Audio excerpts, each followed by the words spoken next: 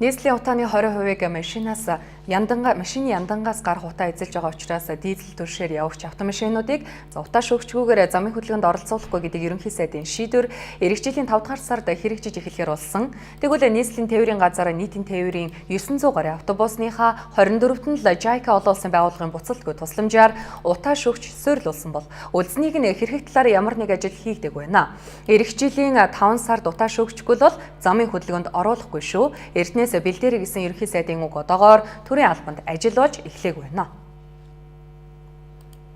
JICA олон улсын байгууллагын буцалтгүй тусламжаар нийлүүлсэн Японы DPF шүүлтүүр нэг бүр нь 45 сая төгрөгийн үнэтэй. Баталгаат хугацаа 8-аас 10 жил бөгөөд яндангаас гарах утааг 90 орчим хувиар бууруулдаг болох нь судалгаагаар тогтоогдсон боловч автобусны тортгийг шүүхэд хэтэрхий өндөр үнэтэй бүтээгдэхүүн болоод байгаамаа. Гэтэл одоо ихтэл 6 сарын дараа гэхэд нийтийн тээврийн бүх автобус утаа шүүгчгүй бол замын хөдөлгөөнд оролцохгүй.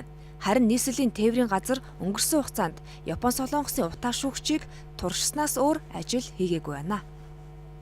Одоо аль нь илүү Монголын одоо нөхцөл тохиромжтой юм тий?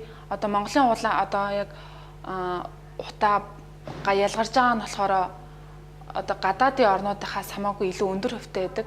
Тэрийг нарийн одоо гүйц шүүх хэрэгтэй байдаг. Тэрийг л аль шүүлтүүрээ тавьбал зүгээр үү гэдэг одоо туршилтаар л одоо үзэж явж байна.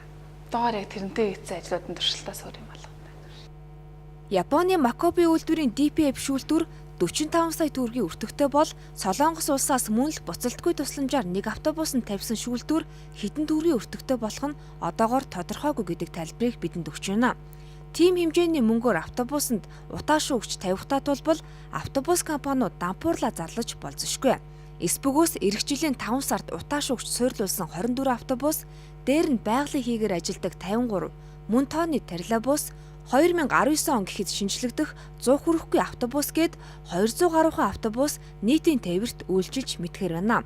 Гэтэл одоогоор нийслэлийн хэмжээнд 19 компанийн 900 гаруй автобус өдөр тутам нийтийн тээврийн үйлчилгээнд явж байна.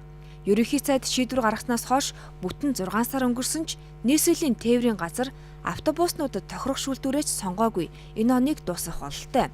Харин эрх хавар ерөнхий сайдын захирамж автобус компаниудыг сандаргаж мэдгээр байна.